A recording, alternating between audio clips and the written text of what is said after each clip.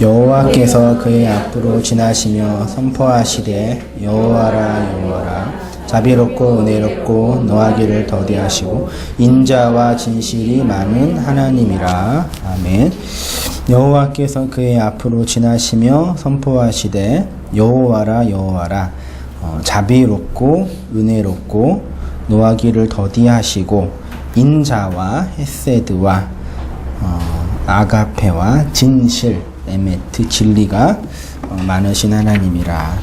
오늘은 히브리어 속에 숨겨진 복음 11번째 시간입니다. 진리, 하나님의 언약의 물하고 두 번째로 언약의 물로 나를 공격하시는 하나님이라는 제목으로 지난주에 이어서 말씀하는 거거든요. 그러니까 지난주 나누었던 것을 이어서 하는 거니까 오늘 혹시 처음 들어오시는 분들은 지난주에 설교에 좀 선지식이 없으시면 조금 당황스러울 수 있는 내용들이 있을 수 있으니까요.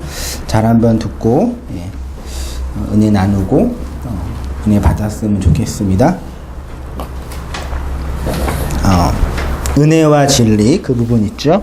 하나님은 인자와 헤세드와 진실 에메트가 많으신 분이라고 출애굽기 34장 6절 우리가 읽었던 말씀을 통해서 확인할 수가 있죠. 여기에서 하나님의 성품을 설명하고 있는 것처럼 보이는 인자와 진실은 다른 말로 하면 사랑과 지식 혹은 인애와 진리 혹은 인자와 진실 은혜와 지식 등등으로 많이 번역하여 설명할 수가 있습니다.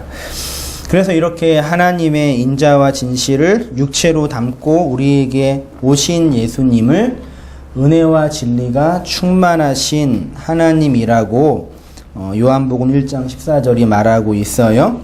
이렇게 하나님의 존재적 성품인 은혜와 진리는 예수 그리스도의 구속 사역을 통해서 우리에게 전달이 되고 우리는 그 예수님의 사역을 통해 예수님의 구속 사역을 통해 하나님의 인자와 하나님의 진리를 마음에 담지한 자가 될 수 있는 것이다 라고 했습니다.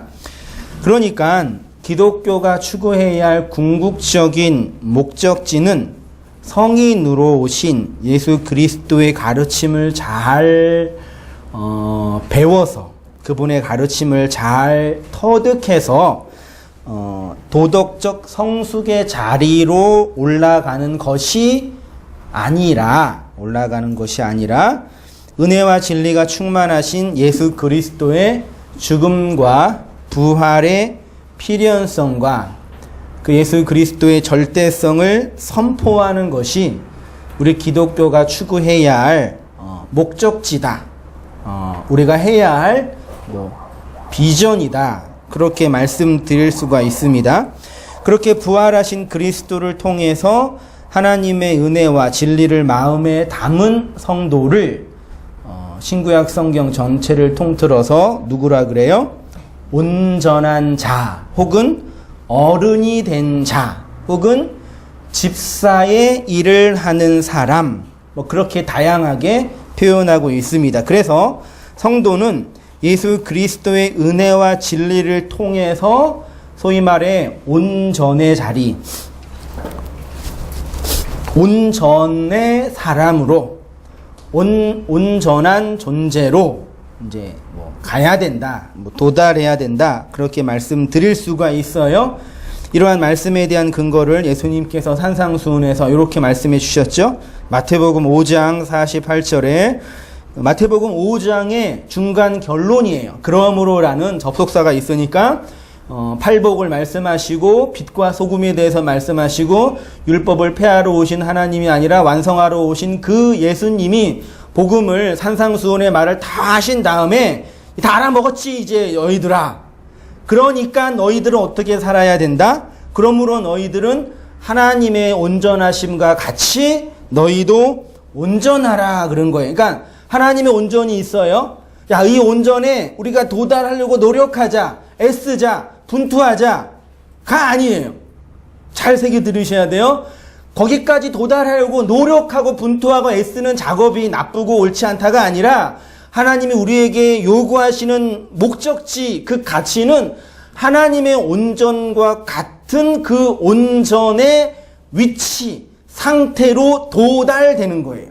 아시겠죠? 그러니까 이것이 윤리와 도덕과 규범으로 점철되어지고 있는 오늘날 우리 복음주의 운동으로 움직여지고 있는 개신교 진영이 놓치고 있는 부분 중에 하나예요. 우리가 열심히 기도해야 되죠. 노력하고 애써야 되죠. 교회 봉사해야 되죠. 헌신해야 되죠. 아무런 대답 안 하시네요. 하기 싫으시군요. 해야 되잖아요. 근데 그런 그 노력과 애씀이 그것 자체로 내가 노력하고 있다, 애쓰고 있다, 그것으로 있으면 안 된다는 얘기예요.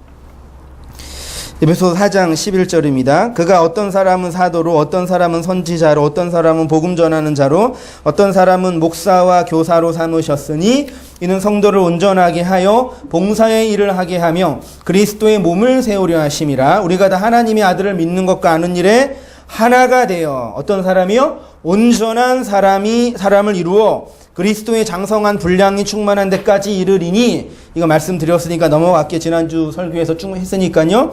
마지막 절에 13절에 그리스도의 장성한 분량, 이게 온전한 사람이고요. 이게 히브리서 5장 13절로 가면요, 이는 젖을 먹는 자마다 누구라고요? 어린아이니, 신구약 성경에서 젖 먹는 것은 어린아이가 먹는 음식이죠. 뭐 다 그런 건 아니지만 쉽게 규범화하면은요, 성경에서 젖은 율법의 가르침이라고 이해하시면 틀리지 않아요. 젖 먹는다, 율법을 먹는다, 그렇게 다 이원론으로 분리하면 좀 부담스러운데 그런 식의 뉘앙스가 많이 있어요. 그래서 젖을 먹는 자, 율법을 먹는 자는 누구라고요? 어린아이인데 그 사람의 특징은 뭐예요? 의의 말씀을 경험하지 못한 자. 제가 2010년도인가요? 성천교회 청년부 있었을 때 2010년도 여름인지 9년도인지 그 겨울 수련회 갔을 때 의의 말씀을 경험하지 못한 자라고 한 10편 정도 설교를 해서 수련회 했던 게 기억이 나요. 그게 있어요. 아마 카페에 있나? 올려놨나? 거기에서 한 5년 전쯤인데 충분히 그 의의 말씀을 경험하지 못한 자가 누군지를 이렇게 뭐 의가 뭔지, 그 다음에 어린아이 신앙이 뭔지, 물론 신학적 약간 좀 부족한 부분도 있지만 있었는데, 그 결론은 우리를 의롭게 하는 그 말씀은 결국은 뭐예요? 우리를 의로운 존재로 만드시는 그 존재는 예수님이시죠? 그 예수의 의를 경험하게 하는 그 말씀을 경험하지 못한 자는 누구라고요? 어린 아이예요. 됐죠? 그럼 어린 아이는 예수님을 아는 사람, 모르는 사람?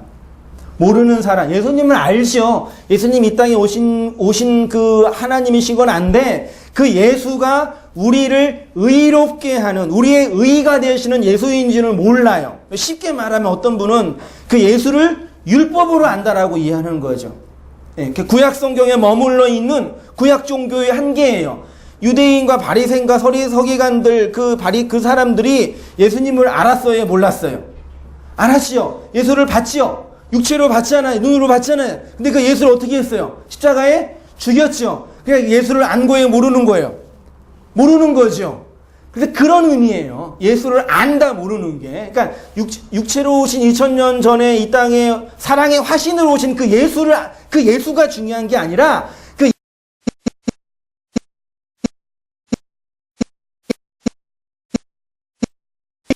예수를 모르는 사람을 본문에서는 젖을 먹는 사람이고 어린아이라는 얘기죠. 설교를 하고 저도 이제 설교 모니터링도 하는데 이제 주중에 성경 공부하다가 이제 설교를 한 번, 두 번 들으니까 목사님께 화를 이렇게 많이 내시냐고, 속에 분노가 가득하신 것 같다고. 그래서 그렇게 화를 많이 내나요? 아니에요? 네. 저 혼자 항상 열내는 것 같아가지고 왜 그런지 화병에 걸려서 일찍 죽을 것 같기도 하고 그래요. 그러니까 또 열내더라도 그냥 설교자의 열심이다. 네. 기분 나빠하시지 마시고 그랬으면 좋겠어요. 그게 이제 어린아이, 예수가 담고 있는 우리를 의롭게 하는 그 은혜의 내용을 알지 못하고 예수를 바라보면 그냥 예수를 계속 젖으로 먹는 거예요. 그러면 그게 어린아이예요. 그 어린아이는 아직 구원의 자리에 도달한 사람이다, 아니다? 아니다예요. 잘 새겨 들으셔야 돼요. 14절에 이제 반전이 나오죠. 단단한 음식은 누구 거예요? 여기 장성한 자가 마태복음 5장 48절에 아버지의 온전 텔레이오스와 똑같은 단어로 되어 있어요. 그러니까 번역상에 이렇게 벌써 차이가 나죠. 그러니까 마태복음 5장 48절에서는 텔레이오스를 온전이라고 번역을 했고 히브리서 5장 14절에서는 온전을 장성한 자라고 번역을 했어요. 그러니까 단단한 음식은 젖과 다른 거겠죠. 단단한 음식은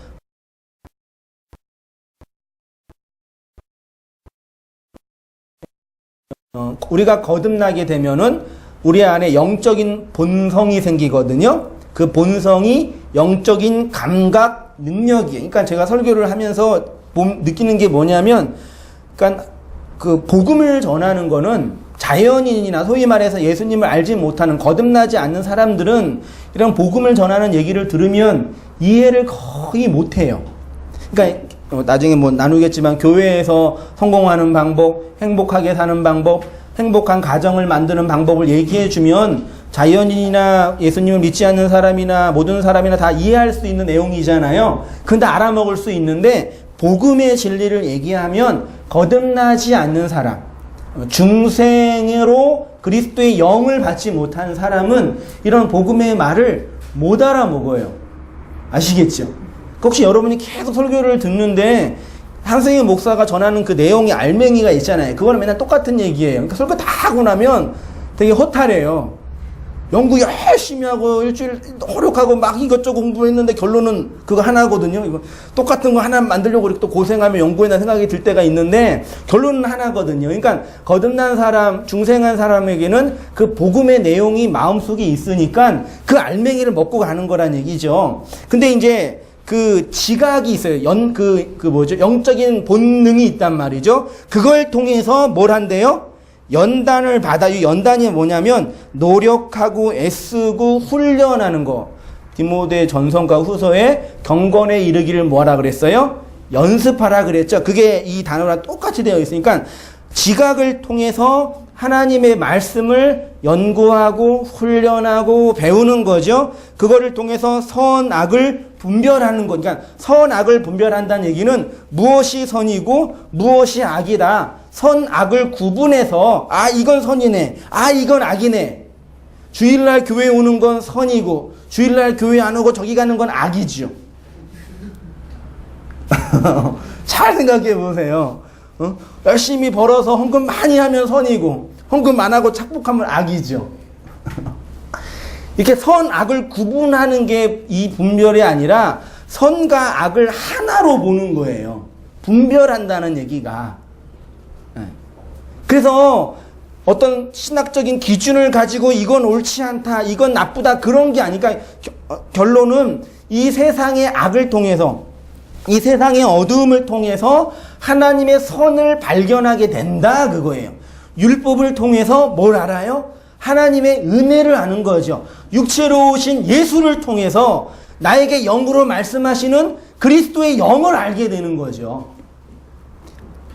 단단한 음식, 장성한 자는 지각을 사용해서 그 복음과 그 진리와 그 아버지의 말을 마음으로 알아먹는다. 여러분은 어떠신지 잘 한번 듣고 보시면서 확인해 보셨으면 좋겠어요. 그러니까 기독교가 최종적으로 추구해야 할 목적지가 그러니까 바로 이 온전의 자리예요. 그런데 이 온전은 우리가 상식적으로 생각하는 도덕적 윤리적인 성숙이나 율법주의, 종교적인 체험이나 신비주의, 예수를 통해서 이 땅에 성공하고 번영하는 성공주의, 기복주의가 아니란 얘기입니다. 그러니까 여러분이 도덕적으로 성숙하지 못한 것에 대해서 너무 자괴감 가질 필요 없어요. 성숙하셨어요? 종교적으로 깊은 체험이 없는 것에 대해서 혹은 예수를 믿었는데 성공하지 못하고 번영하지 못하고 나는 예수를 믿었는데 이렇게 잘 안 됐다. 그것 때문에 슬퍼할 필요 없으시다는 얘기죠. 그런 얘기 있잖아요. 예수를 우리가 신앙생활 하는데 뭐 무슨 일이 잘 안 되거나 그럴 때 이런 나의 실패나 저주로 하나님의 영광의 이름이 가리면 안 된다. 그거 어떻게 표현하시더라? 그게 가려지면 안 된다. 그렇게 표현하는데 하나님은 그런 식으로 우리에게 영광 받으시는 분이 아니란 얘기죠. 이런 것은 기독교가 추구해야 할 목적지가 아닙니다. 이런 것들은 도덕적인 성숙이나 종교적인 체험이나 이 땅에서의 성공과 번영은 그렇다고 또 이런 것이 나쁜 것도 아닙니다. 이런 것들은 하나님이 주신 일반 은총과 자연 섭리 안에서 자연 법칙을 통해서 얻게 되는 것이에요. 그러니까 돈을 잘 벌려면 어떻게 해야 돼요? 돈을 잘 버는 그 법칙이 있죠. 시중에 나가면은 부자 아빠, 가난한 아빠 있잖아요. 그거 잘 보면서 나는 가난한 아빠 되기 싫으니까 부자 아빠가 돼야 되겠다 생각하시는 분들은 그걸 잘 배우면 될 수 있을지도 몰라요. 그런 일반 법칙이에요. 그러니까 일반 원리 안에서 우리가 감당하고 해야 할 것들이 있다면 잘 감당해 나가면 돼요. 그것을 하나님과 이렇게 비교해서 할 필요 없어요. 그런데 이제 오늘날 그러니까 다른 교회를 비판하자는 얘기가 아니라요. 오늘날 한국 교회뿐만 아니라 전 세계의 교회에서 주일날 설교되는 설교 제목이 이거예요. 한번 신문, 국립일보나 그런 신문 보면은 국립을 후원하는 교회의 설교 제목이 나와 있거든요. 이렇게 한 면에 쭉 나와 있어요. 보신 적 있으세요? 설교 제목을 잘 보세요. 이런 거예요. 돈 많이 버는 방법, 저축 잘하는 방법, 재테크 잘하는 방법, 건강하게 사는 방법, 좋은 인간관계 유지하는 방법, 사업에 성공하는 방법, 마음의 치유와 우울증에서 극복하는 방법, 자녀를 성공적으로 키우는 방법, 좋은 부부관계를 유지하는 방법, 행복한 가정을 만드는 방법, 좋은 성품을 개발하는 방법, 이런 게 지금 전 세계 교회에서 주일날 목사가 성경을 통해서 성도들에게 설교하고 있는 설교의 제목이에요. 이거는 확실히 복음을 알지 못한 목사의 강연이고 복음을 이해하지 못하는 성도들의 태도예요. 나쁘다는 얘기가 아니라, 전 나쁘다고 얘기 안 했습니다. 복음을 알지 못한다고 얘기했을 뿐이에요. 그래서 어쩌면 이런 강의를 잘 들어서 열심히 적용해서 인생의 성공이 있을지도 모르지만 큰 문제는 그것이 하나님의 은혜인 줄 알고 그렇게 그 복과 은혜를 누린다는 것이 큰 문제다라는 얘기입니다. 2페이지로 가서요. 그러면 우리 기독교가 추구하는 하나님의 온전과 같은 그 온전이 무엇일까? 혹 여러분이 온전의 자리에 도달하지 않고 계시다면 이 말씀을 잘 듣고 정말 들어야 할 사람들은 안 오니까 문제지만 어쨌든 오셨으니까 잘 듣고 그 온전이 뭔지 마음으로 잘 새겨서 그 하나님이 원하시는 온전의 자리로 우리가 이렇게 있고 그 온전한 사람으로 살아갔으면 정말 좋겠습니다.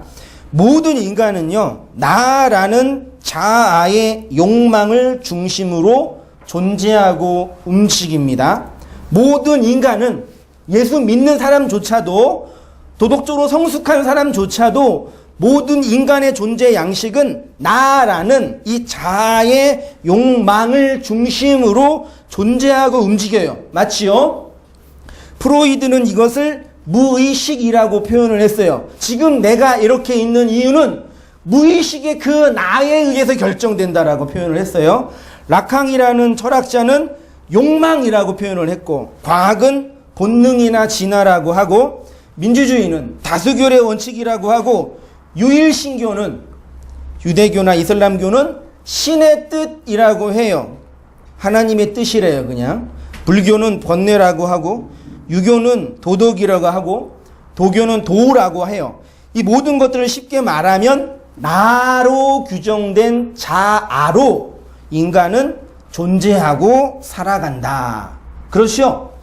그런데 내가 자유로운 영혼이 되기 위해서는 내 안에 나를 자유롭게 하는 그 내용이 있어야 되는데 그게 뭐냐면 소위 말해 자유의지라는 거예요. 만약에 우리 안에, 인간 안에 자유의지가 없으면 인간은 자결 능력이 없는 존재이기 때문에 하나님의 구원과 하나님의 심판에 아무런 의미가 없는 거죠. 예를 들어서 길 가는 강아지가 나를 물었어요. 그럼 그 강아지가 문 것에 대한 벌을 받아야 안 받아요? 주인은 벌 받죠. 주인은 왜 벌 받아요? 강아지 관리를 잘 못해서요. 나를 사랑했던 그 강아지가 10년, 20년 살다가 죽었어요. 그러면 그 강아지는 천국 가요, 지옥 가요? 예? 예수 믿는 주인 만나면 천국 가고 예수 안 믿는 주인 만나면 지옥 가지요? 그 미국에는 어떤 목사가 강아지 장례도 치러준다고. 참 사랑해야 돼요. 근데 강아지나 이런 동물이 자신의 행위에 대해서 심판을 받아요, 안 받아요? 안 받죠. 왜 안 받아요?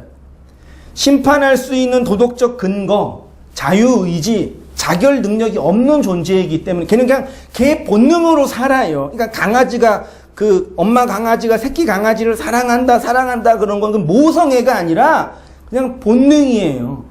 물론 금수만도 못한 인간이 있어가지고 이 강아지만큼도 못한 그런 얘기도 하는데 무슨 말씀 드리고 싶은지 아시겠죠? 그러니까 자유의지가 없는 동물은 하나님의 구원과 심판에서 아무런 의미가 없는 것처럼 인간은 그런 자유의지, 자결 능력이 있기 때문에 자기 존재와 자기 행위에 대해서 어떤 선악의 판단을 받게 된다라는 얘기죠. 그렇죠? 그런데 이렇게 인간에게 자유의지가 주어진 것이 언제냐? 예, 많은 논쟁이 계속되고 있어요. 2000년 동안 계속 논쟁하고 있어요. 그러니까 신학에서 2000년 동안 논쟁하고 있는 건 뭐예요? 예?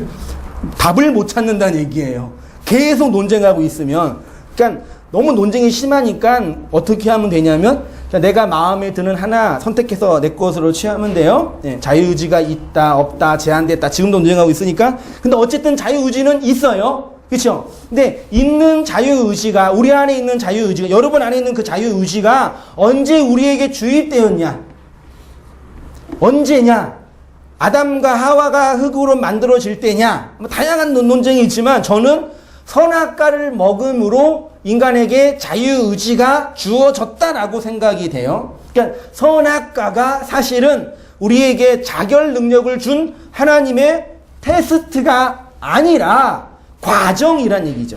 선악과는 우리를 시험하는 하나님의 테스트가 아니라 우리를 완성의 자리로 이끌기 위한 하나님의 그 과정이라고 우리가 말씀 나누다가 어떤 자매가 깊은 신학적인 용어를 얘기해 줬잖아요. 신학교 교과서에도 없는 그거예요. 창세기 3장 5절. 너희가 그것을 먹는 날에는 너희 눈이 밝아져 하나님과 같이 되어 선악을 알 줄 하나님이 아심이라. 그랬죠. 선악과를 먹은 아담과 하와에게 이전과 다른 것이 생겼는데 그게 뭐예요? 선과 악을 판단하는 주체. 제가 그거를 어떤 목사님은 선악을 판단하는 자라고 규정할게요. 내가 선악을 판단하는 주체가 되었습니다. 예수님이 우리에게 말씀하신 온전이라는 건 그럼 뭐냐면 이 선악의 판단의 자리에 우리가 올라가 있는데 거기에서 내려오는 것이 온전한 사람이다. 아시겠죠? 예. 텔레이오스, 예수님이 십자가에서 내가 다 이루었다, 그게 온전하게 됐다라는 단어거든요. 예수님이 다 이루신 그 십자가는 결국 우리에게 뭘 요구하냐면 나의 선악 판단의 자리에서 내려오는 것이에요. 그러면 우리가 온전한 사람이 됐어요. 여러분 온전하시죠? 네. 온전한 사람이죠. 자신이 이제 없으시죠, 이제부터? 네. 우리가 예수님을 믿으면 온전한 사람이 돼요. 아시겠어요? 예수 믿는 것조차도 어떤 의미인지 모르는 시대가 돼버렸으니까 여러분 그 온전의 위치에 있어요. 우리가요. 그러면 우리가 하나님의 온전하신 같이 그 온전에 있게 되면 우리의 역사와 우리의 생활은 어떤 생활이 되냐, 그걸 이제 예수님께서 바울이 세 가지로 설명을 했어요. 첫 번째가 온전한 사람이 되면 2페이지 왼쪽 맨 두 번째 줄에 가족을 미워하는 사람이 돼요. 여러분이 온전하시면 누가 된다고요? 가족을 미워해요. 남편도 미웁죠. 그래서 아내도 미워하고 자식도 미워해요. 두 번째로는 소유를 다 팔아야 돼요. 할렐루야. 소유를 다 파는 게 온전한 사람이에요. 세 번째가 나의 주체성이 삭제당하는 거다. 세 가지를 한번 제가 설명해 드릴 테니까 잘 보세요. 마태복음 10장 34절에 우리를 온전하게 하는 그 재료로서의 말씀이 뭐예요? 내가 세상에 화평을 주러 온 줄로 생각하지 말라. 화평이 아니라 뭐래요? 말씀. 말씀이 우리 안에 떨어지면 그 말이 검이 돼서 잘라요. 가족을 자르고 돈줄을 자르고 관계를 다 잘라요. 그게 뭔지 얘기해 드릴게요. 잘 보세요. 누가복음 14장 26절. 물은 내게 오는 자가 자기 부모와 처자와 형제와 자매와 더욱이 자기 목숨까지 미워하지 아니하면 능히 내 제자가 되지 못하고. 이런 말씀을 우리가 보면서 부담스러우니까 어떻게 했어요? 그냥 열심히 하자. 정말 주님만 사랑하는 자처럼 살자. 그 정도로 이제 이해했죠. 여러분들 저를 보세요. 아까 제가 말씀드렸는데 인간의 존재는 나라는 자아를 중심으로 움직여져요. 맞죠? 네. 뭐든지 그럴 수밖에 없어요. 선악과 먹었으니까. 근데 나라는 이 독립된 개별적인 자아가 나를 규정하는 방식에 최초로 동원되는 게 뭐예요? 그게 가족이에요. 그러니까 오늘날 교회에서 가족을 사랑해야 된다는 얘기를 틀린 말은 아닌데 잘 이해해야 돼요. 나라는 존재를 규정하려고 가장 먼저 세운 게 뭐라고요? 가족이래요. 그래서 남편, 아내, 자식, 부모, 이게 그러니까 쉽게 말하면 정말 내가 자식을 사랑해서 자식한테 잘 되기를 바라나요? 네. 그러니까 자식은 나를 규정하는 어떤 근거예요. 그래서 우리 유교 사회에서 가장 큰 불효가 뭐라 그랬어요? 자식이 부모보다 먼저 죽는 거라 그랬죠. 그게 자식이 이 세상의 생활에서 못 사니까 죽었으니까 아쉬운 게 아니라 부모의 존재는 자식과 결탁돼 있고 이 부모의 나는 자식의 너와 하나가 된 거예요. 그렇죠. 그래서 이렇게 잔소리도 하고 달달 볶기도 하고 내가 날 위해서 하니 널 위해서 한다고 이렇게 잔소리 하시는 거죠. 결론은 뭐예요? 엄마 위해서 하는 거예요. 나니까. 나를 사랑하니까 자식을 사랑하는 거예요. 이게 자식을 사랑하면 나쁘다 그 뜻이 아니에요. 잘 새겨들으면 좋겠어요. 근데 복음은 나를 죽이는데 나의 어떤 걸 죽이는 게 아니라 나를 규정하고 있는 가장 중요한 존재 근거의 하나인 그 가족을 하나하나 자른다고요. 말씀으로요. 그래서 자식을, 그 부모를, 그 가족을 유격적인 자기 사랑으로 선악 판단의 주체로 사랑하는 게 아니라 잘려진 관계 안에서 그 주님이 주신 그 말씀으로 사랑하는 존재가 돼요. 이해되세요? 이해되셨으면 좋겠어요. 그래서 이제 예수님 그걸 이제 가족을 미워하는 단어라고 설명을 한 거예요.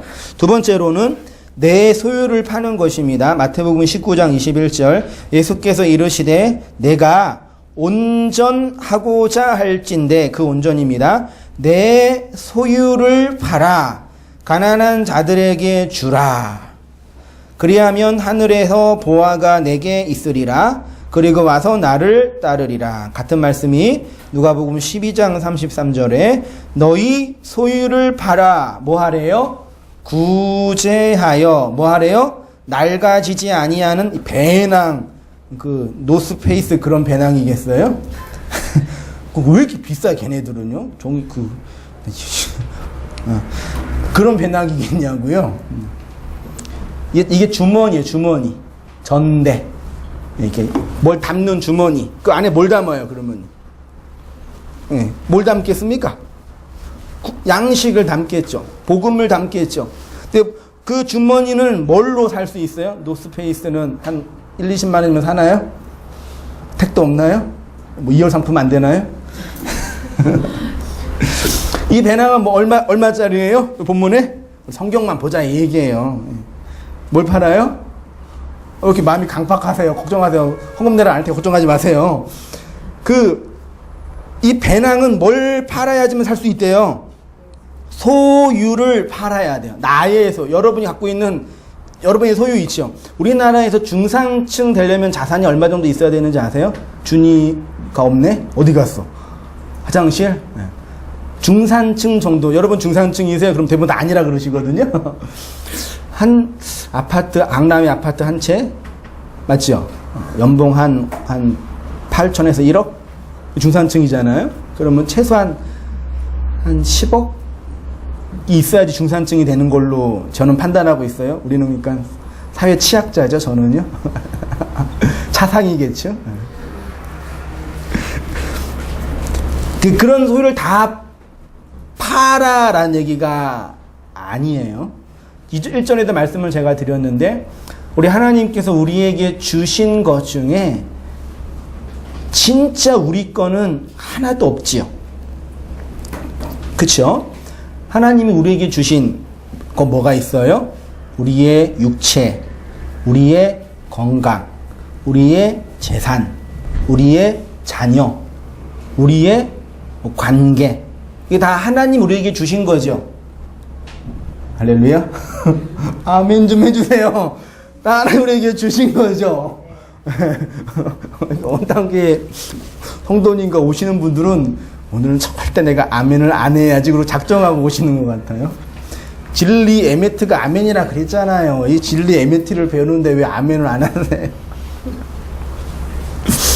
뭐 하다가 하나님 우리에게 주신 거에 이거 다 가정, 관계, 뭐 친구, 아내, 남편, 돈 다 이거 하나님이 주신 건 맞죠. 공기도 그렇고 온 세상도 그렇고. 근데 실제로 하나님이 우리에게 주신 거는 그래서 이런 것들 우리가 하나님께 드리면 돼요, 안 돼요? 하나님 우리한테 이거 하나님 저한테 아이폰 4를 주셨어요. 하나님이 주신 거죠. 맞죠?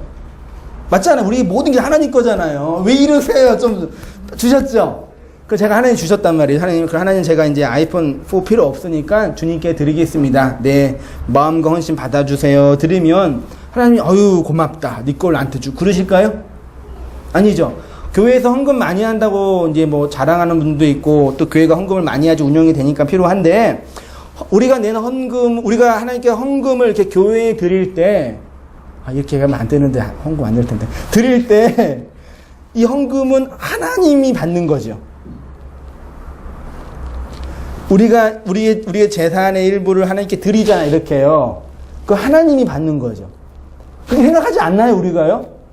근데 그 돈을 하나님이 받아요? 그 돈 누가 준 돈이에요? 내가 번 돈이에요? 하나님이 주신 돈이에요? 잘 생각하셔야 돼요. 내가 벌었지만 하나님이 주신 거죠. 맞잖아요. 그쵸? 예.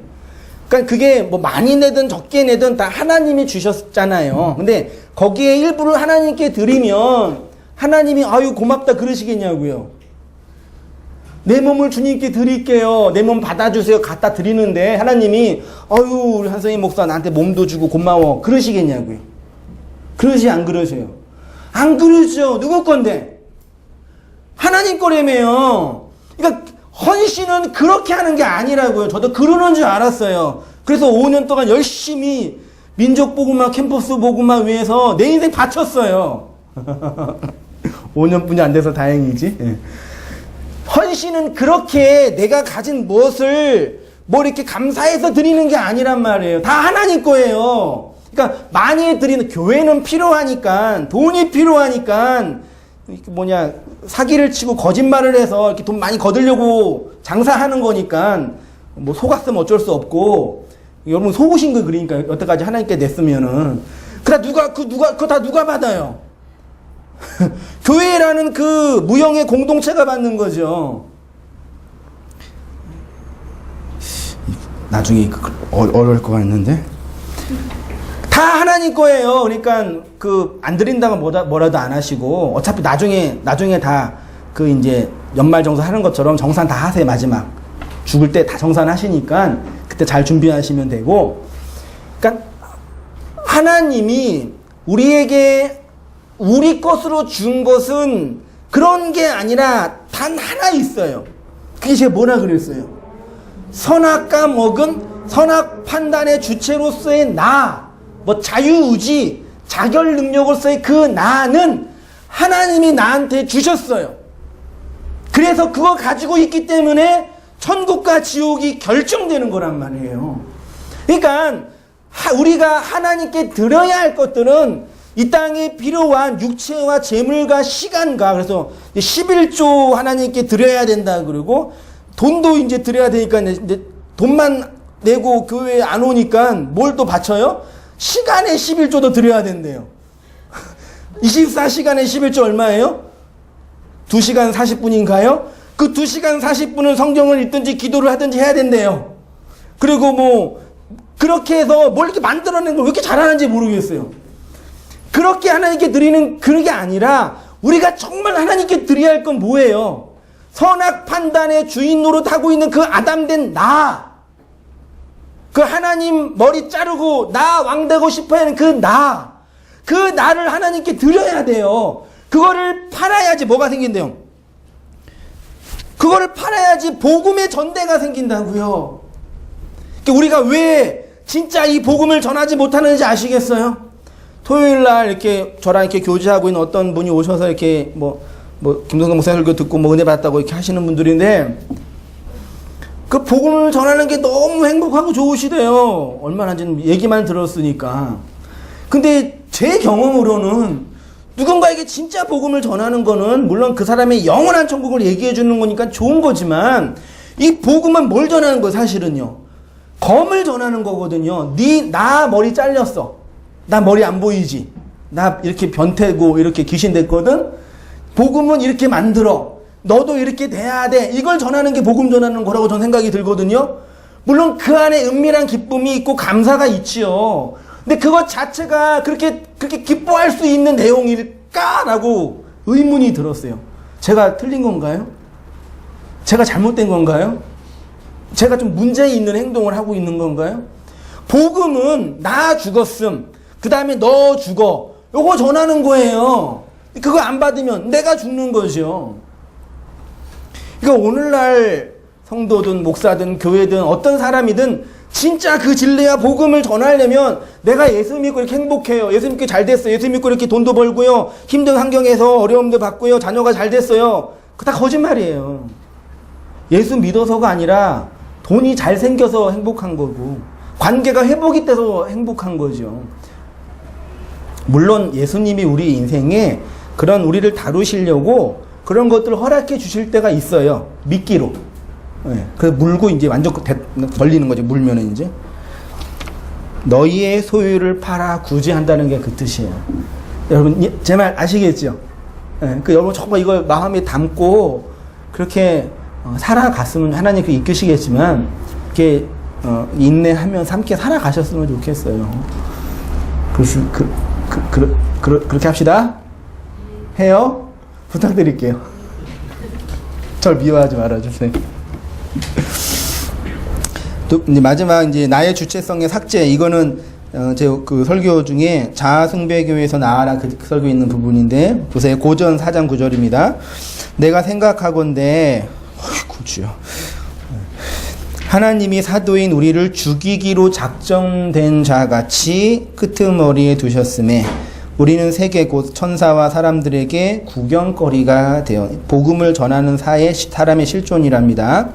바로 이 시각까지 우리가 줄이고 목마르며 헐벗고 메맞으며 정처가 없고 또 수고하여 친히 손으로 일을 하며 모욕을 당한즉 축복하고 박해를 받은즉 참고 비방을 받은즉 권면하니 우리가 지금까지 세상의 더러운 것과 만물의 찌꺼기 같이 되었도다. 내가 너희를 부끄럽게 하려고 이것을 쓰는 것이 아니라 오직 너희를 내 사랑하는 자녀같이 권하려 하는 것이라. 그리스도 안에서 1만 스승은 있으되 아버지는 많지 아니하니 그리스도 예수 안에서 내가 복음으로써 너희를 낳았음이라. 16절 보세요. 그러므로 내가 너희에게 권하노니 뭐 하래요? 너희는 나를 본받는 자가 되라. 제가 16절 설교는 20년 신앙생활 하면서 한 10대 번 들었어요. 많이 특히 이제 교회에서 재직회 할 때나 헌신할 때 이거 많이 하거든요. 그래서 다른 교회 이제 목사님이 오셔서 바울이 성도에게 나를 본받는 자들처럼 여러분은 담임 목사님을 본받으세요.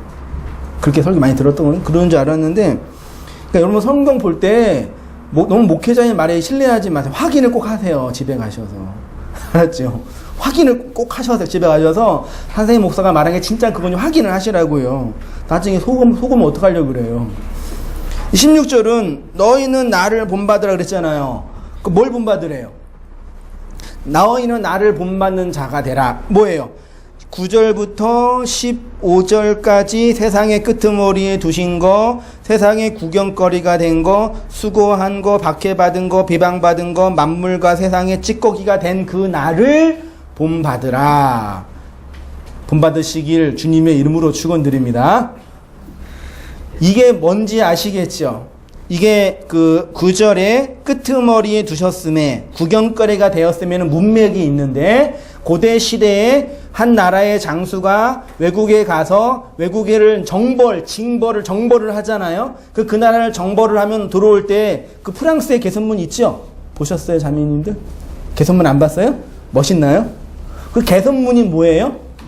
외국에 나간 장수가 외국을 징벌하고 나라에 들어올 때 그 나라 백성이 환호하는 거예요. 따봉 잘했어요. 영토 넓혔어요.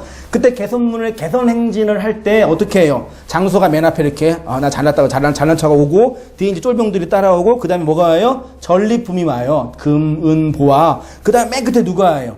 그 나라 포로된 백성들이 눈깔 뽑히고 그래서 찔찔 끌려가는 거예요. 그래서 거기에서 이제 내가 이 세상을 정벌했다라고 자랑하는 거잖아요. 지금 바울이 그거에 있는 거예요. 나는 지금 예수라는 장수한테 공격을 당해서 이렇게 눈 뽑히고 끌려서 가고 있어요. 이게 끄트머리에 두셨고 세계고 천사와 사람들에게 구경거리가 되고 있는 바울이에요. 근데 그런 바울이 자신의 존재를 자각하고 고린도 교회를 향해 뭐라 그래요? 너희는 나를 본받는 자가 되라 그러는 거예요. 이런 나를 본받으라. 그 무슨 뜻이에요? 너희도 나처럼 예수의 포로가 돼서 이렇게 끌려가는 인생이 되기를 축원하고 기도하고 축복하고 있는 거란 얘기죠. 이게 복음이에요, 여러분.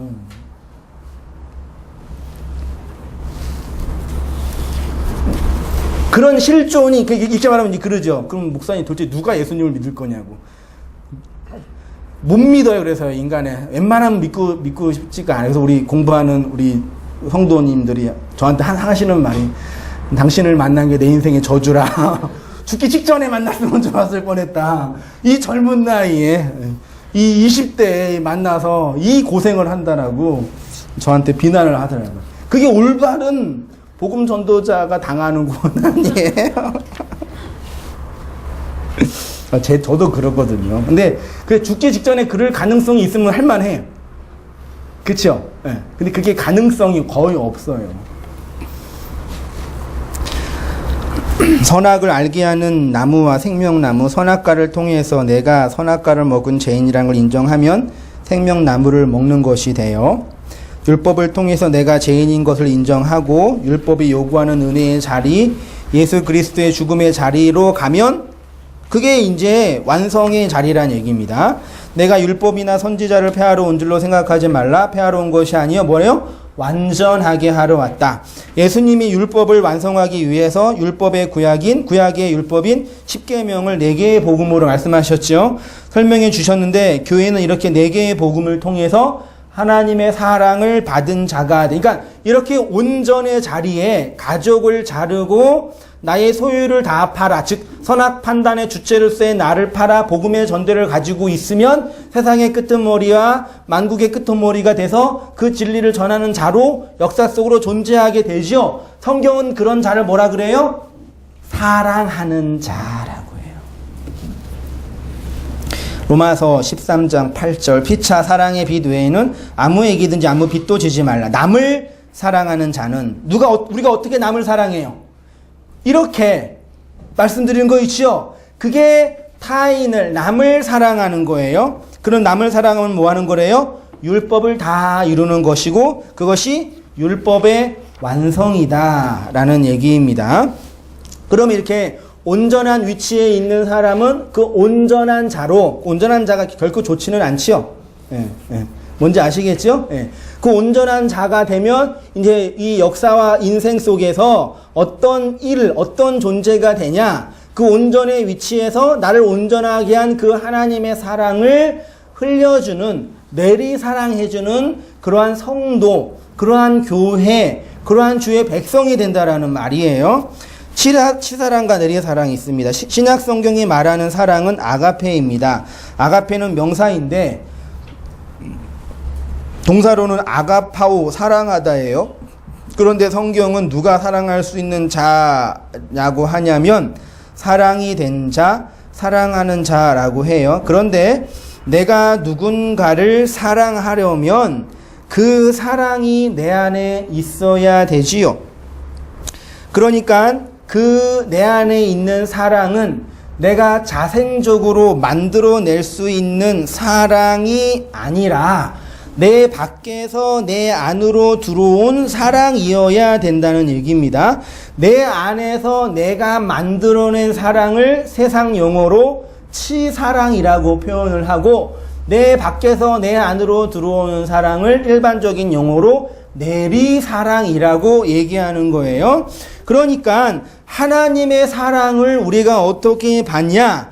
율법을 통해서 받는데 그 율법, 즉 선악과를 통해서 내가 선악과 먹은 죄인입니다 라고 인정할 때 그 선악 판단의 자리에서 내려오게 되면 그것이 하나님의 사랑을 받은 자가 되고 그것이 생명나무를 먹은 자라고 하나님이 인정해 주는 거예요.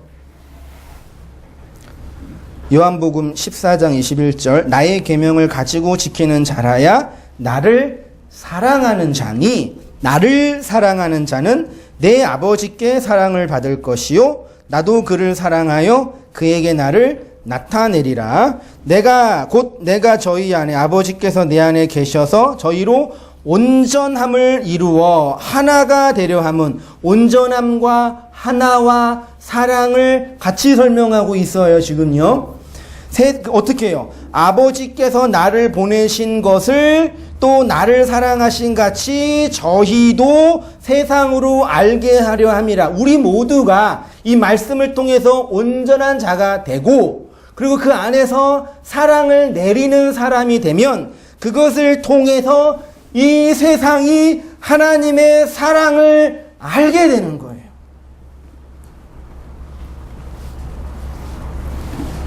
그래서 사랑은 내려 보내는 것이다. 성부가 성자를 사랑하셔서 성자를 세상에 보내셨습니다. 성자 예수님은 우리를 사랑하셔서 우리를 어떻게 해요? 우리를 세상으로 보내시는 거죠. 예수님이 보낸 성도를 통해서 이 세상이 하나님을 알고 하나님의 사랑을 알게 돼요. 그러니까 하나님이 세상을 사랑하고 계시면 누구를 보내요? 그 사랑을 전할 선지자를 보내는 거예요. 근데 구약성경을 읽다 보면은 뭐라 그래요? 거짓 선지자와 참 선지자가 이렇게 싸우는데 거짓 선지자가 하는 얘기를 보면서 참 선지자가 뭐라 그래요? 쟤는 하나님이 보내지 않았다라고 그래요. 참 선지자는 하나님이 보낸 자라 그래요. 그리고 성전이랑 성막에 들어가서 성막 그 성전 뜰에서 너희가 드리고 있는 제사는 다 구라야 그러고 있는 거예요. 거짓말이야, 율법이야 그러고 있는 거예요. 하나님이 보낸 사람이 누군지 아시겠죠? 여러분 하나님이 보내시고 계시죠? 여러분이 가시는 거예요? 하나님이 보내셔서 가시는 거예요. 그러니까 목회자, 설교자, 오늘날 교사의 실존과 성도의 실존은 똑같아요. 아시겠죠? 똑같은 실존이에요. 저의 위치나 여러분의 위치나. 요한 1서 3장 18절 한번 잘 보세요. 사랑이 어떻게 설명되고 있으신지. 자녀들아, 우리가 말과 혀로만 사랑하지 말고 오직 행함과 진실함으로 하자. 그의 계명은 이것이니 곧 그 아들 예수 그리스도의 이름을 믿고 그가 우리에게 주신 계명대로 서로 사랑할 것이니라. 사랑하는 자들아, 우리가 서로 사랑하자. 사랑은 하나님께 속한 것이니 사랑하는 자마다 아버지께로 나서 하나님을 알고 8절 사랑하지 아니하는 자는 하나님을 알지 못하나니 이는 하나님은 사랑이심이니라. 사랑은 여기 있으니 우리가 하나님을 사랑한 것이 아니요 오직 하나님이 우리를 사랑하사 우리 죄를 위하여 화목제물로 그 아들을 보내셨음이라. 사랑하는 자들아, 하나님이 이같이 우리를 사랑하셨은즉 우리도 서로 사랑하는 것이 마땅하니라. 사랑이 어떻게 가능해요? 내리사랑은 나의 죽음을 통해서. 하나님의 내리사랑은 어떻게 가능했어요? 하나님이신 예수의 죽음을 통해서요. 그게 내리사랑이에요. 치사랑은 나 안 죽어요. 헌금 많이 내고 봉사 많이 해서 뭘 만들어요? 나를 구축한다고. 되게 무서워요, 여러분. 이게 심리학적으로든 종교학적으로든 사람을 다루고 이용하는 되게 좋아요, 여러분. 밤에 자다가, 어린아이는 밤에 자다가, 솔직히 여러분 죄송합니다. 제 딸 자랑해서요. 예, 죄송해요. 돈도 안 내고 말해서 죄송해요. 너무 예뻐요. 담비가요. 저만 그래요. 예. 너무 예뻐서 맨날 뽀뽀해주고, 야, 너는 왜 이렇게 예쁘냐? 너는 왜 이렇게 예뻐? 그러면, 나 예뻐. 이래요. 아빠도 예뻐해주고, 할머니 다 예뻐해준다 그래요.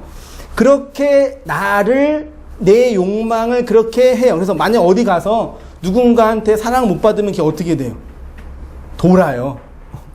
이해되시죠? 어린 아이 때는 그렇게 적당히 해서 존중감을 만들어주는 게 좋은데, 그러니까 성도가 교회에서 이렇게 봉사하고 헌신해서 내가 그런 나를 구축하는 방식이 이거예요, 여러분. 치사랑. 내가 나 사랑을 만들어줘.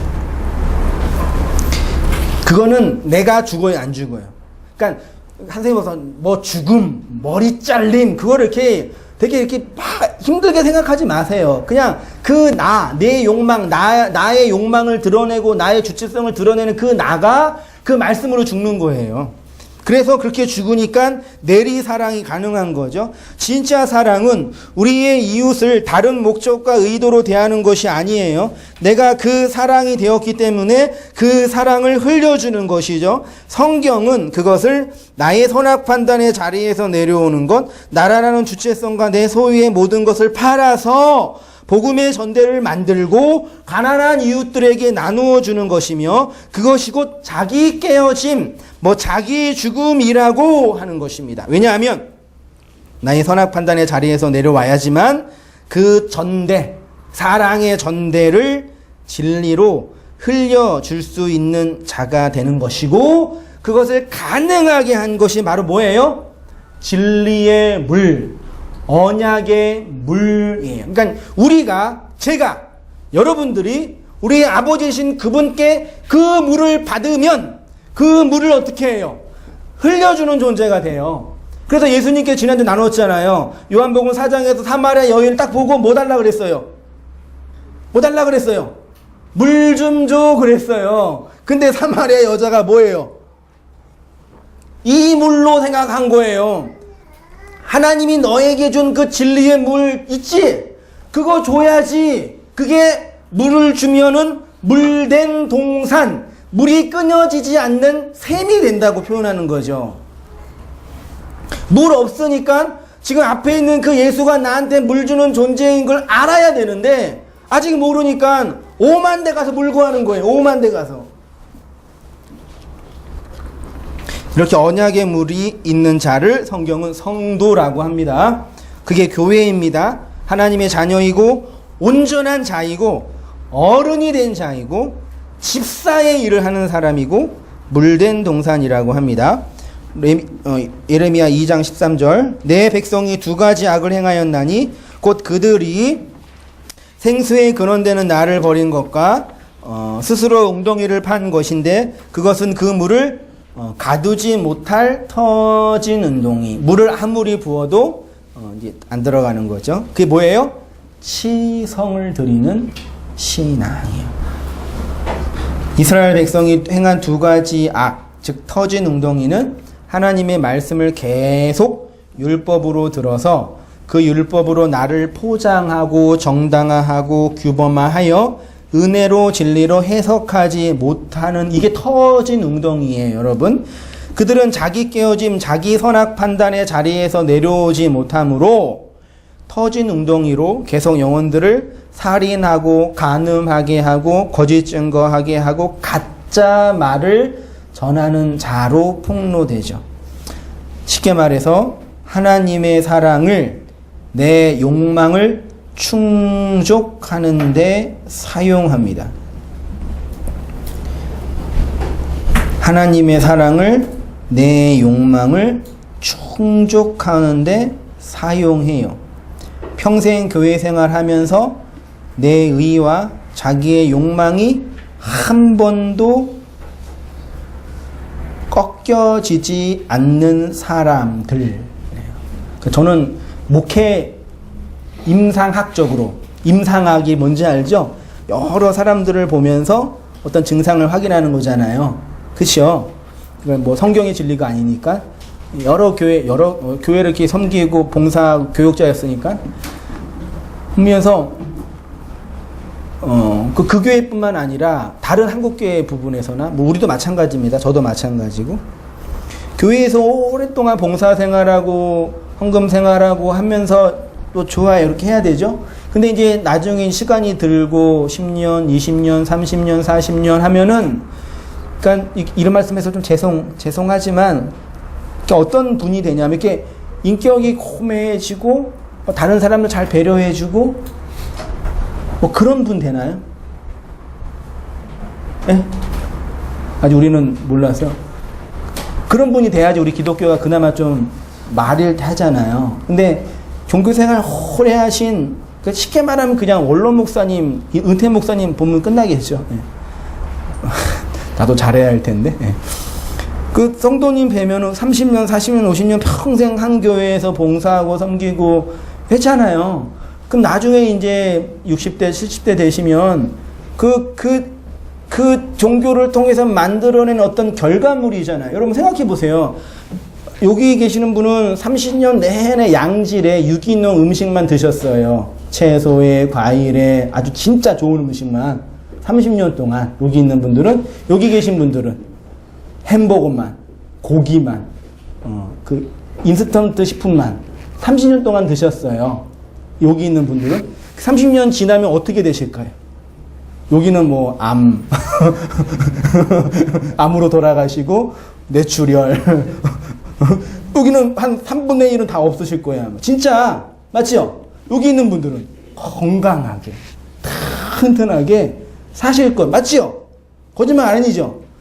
음식을 먹어도 그 음식에 그 사람의 성품이 결정이 돼요. 맞죠? 여러분 왜 육식을 하는 짐승이 왜 빠른 발과 발톱이 왜 있어? 이빨이 왜 필요해요? 여러분 풀 먹는 소가 행복해요? 풀 먹는 소를 잡아먹는 사자가 행복해요? 우리는 지금 정글에 살고 있어요, 여러분. 잘 생각해 봐요. 왜 양육강식 할 때 육식하는 그 사자가 왜 멋있어요? 걔네 제일 불쌍한 애들이에요. 열심히 그 발톱으로, 이빨로 겨우 해야지만 먹고 살아요, 걔네들은요. 네, 육식하는 존재는 그래요. 근데 풀 먹는 애들은 걔네는 성격이 더러울 필요가 없어요, 걔네들은요.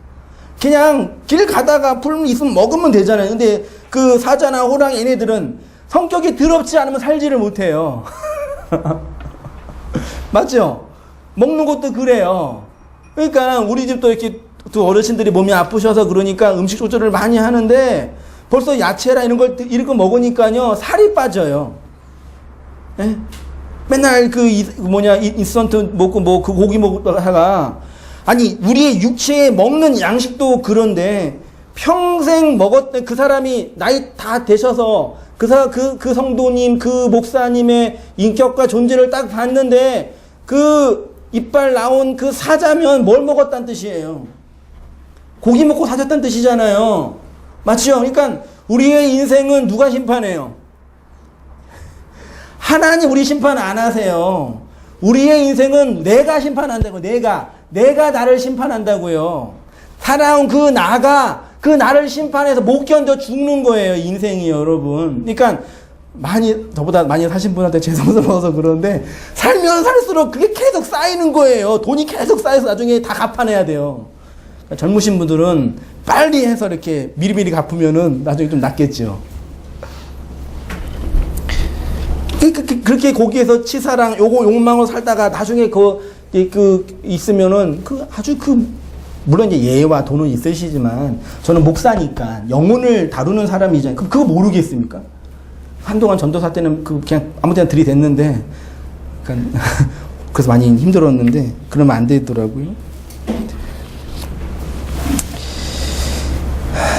우리가 받은 하나님의 말씀 내리 사랑을 하는 자로요. 그 율법을 나를 정당화하려는 데 사용하는 것이 죄이고 악이에요. 그런데 그 율법 선악 판단의 자리에서 내려오면 내가 죽게 되고 그 율법이 곧 하나님을 사랑하는 하나님 사랑을 흘려주는 최고의 전도가 되고 설교가 되는 것이에요. 기독교는 바로 이 지점으로 우리를 이끄는 것이고요.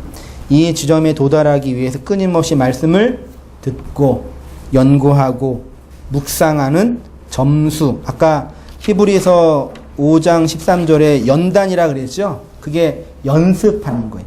훈련하는 거예요. 여러분 계속 훈련하세요. 설교 한 번 듣고 두 번 듣고 세 번 들으면은 선물 준다 그랬는데 없으셔요? 훈련하고 배우고 그게 이게 불교 용어인데 꾸준히 노력하는 거예요. 점수의 과정을 받는 거죠. 그렇게 하다 보면 언젠가 갑자기 문득 대오각성이 일어나요. 아, 이게 그거였구나. 아, 인생이 이거구나. 천국과 지옥은 이거였구나라고 각성이 일어나서 역사를 관망하고 조망하는 현자가 되는 거예요. 그게 그 불교 용어가 그 용어로 그게 환갑이라 그러잖아요. 넘어간 거예요. 하늘로 넘어간 거예요. 40살 돼가지고 세상에 대해서 좀 알게 되고, 신살 돼서, 아, 하나님의 뜻은 이거구나. 하늘의 뜻은 이거였구나 알게 되고, 이제 60이 돼서 이제 그 나라 넘어가는, 그거 하나님 주신 은혜잖아요. 다 일반 은총 속에서. 근데 오늘날 환갑잔치 어떻게 해요? 나도 부모님 환갑잔치 제대로 안 했다가 평생 요거 먹고 있는데, 돈 자랑하고, 여행 가고, 놀러 가고, 하나님이 주신 그 복음은 아니지만, 그건 모르고, 그냥 이 땅에서 이게 맛있게 먹고 사는 거에만 자랑하니까 그러잖아요. 문단계 성도님 환갑잔치는 잘해 드릴까요? 환갑 되신 분들? 아직 없으셔서. 아, 그게 그거예요. 그래서 그게 그 진리를 깨닫고 은혜의 지경, 온전의 자리, 하나님과 함께 연합하는 자리, 하나님을 대적하는 자리가 아니라 언약의 자리, 지성소의 자리에서 그 말과 양식을 흘려주는 그런 존재가 되는 거죠. 그런데 여러분들 중에 아직도 이 복음의 진리를 오해하고 편견과 고집으로 잘못 알고 계시는 분들이 계셔요. 제가 그랬거든요. 어설픈 은혜주의보다 착실한 율법주의가 더 낫겠다. 그래요. 왜냐하면 착실하게 율법 아래 있으면 언젠가 말은 들을 수 있잖아요. 맞죠? 네, 언젠가는. 물론 이게 뭐 진리는 아니지만 하도 요즘에 어설프게 은혜 하면서 나는 뭐 다 깨달았네. 내가 진리가 됐네. 내 감정적으로, 됐을 수도 있는데, 내 감정적으로 안 받아들여지는 거 어떡해요? 그런 분들에게 막 그 인터넷에서 떠들고 얘기하고 다 목사 책임이죠. 누구 책임이겠어요? 그러지 차라리 잘 은혜가 모르시겠으면 여러분 착실하게 율법을 지키세요. 진짜. 예? 예배 빼먹지 마시고 무슨 큰일이 있으셔서 예배 빼먹으세요. 예? 경천동지할 일이 아니시면 빼먹지 마시고 착실히 드시고. 또 뭐 없나요? 말씀은 꾸준히 좀 읽고 배우시고 헌금도 좀 착실하게 해주시고.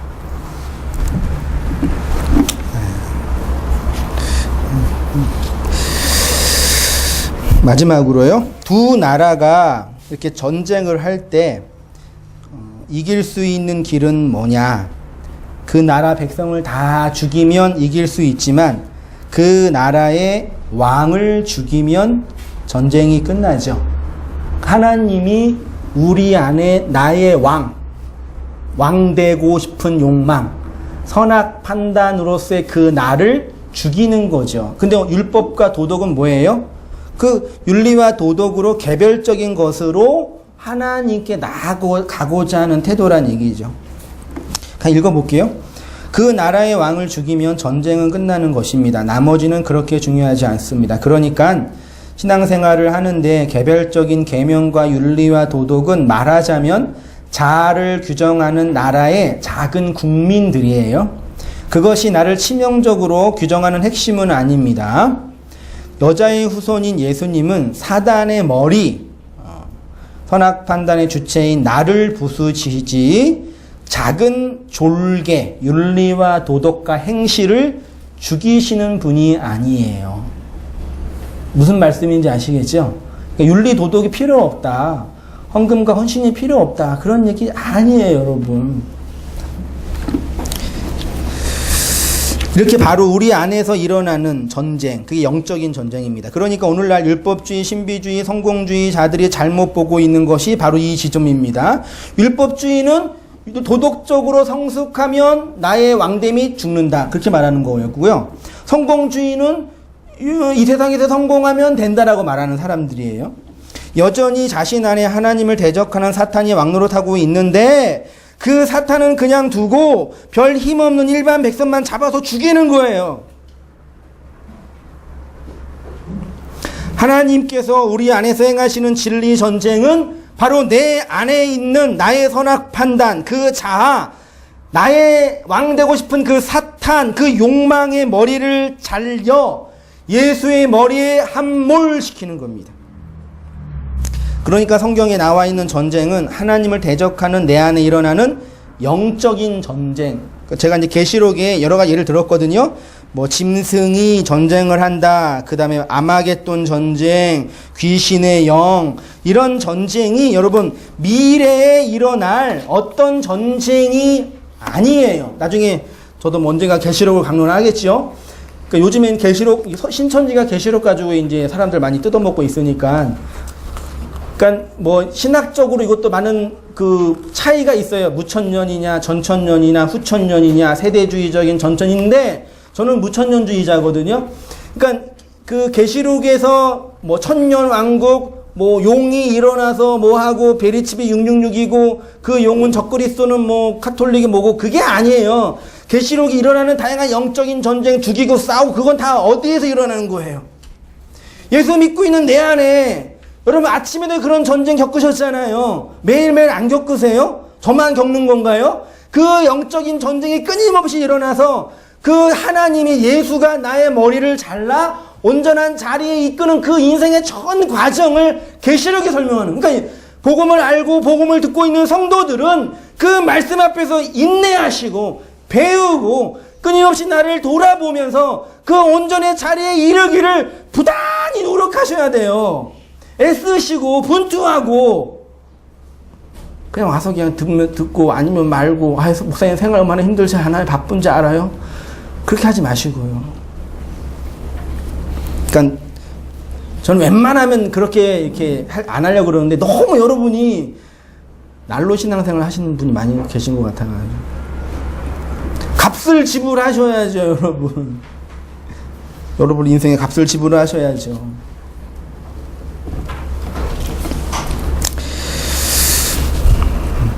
마지막 거 읽을게요. 그냥요. 마지막 밑에서 세 번째 줄이에요. 세 번째 줄. 그 속에서 나의 머리가 잘렸다고 자랑하는 자가 복음 전하는 자입니다. 성도가 바로 이렇게 물된 동산이 되는 거예요. 그렇게 물된 동산으로 물이 끊어지지 않는 삶으로 우리 모두가 살아가면 정말 좋겠다. 그렇게 부탁드리고 건면드리고 말씀드리겠습니다. 찬양하고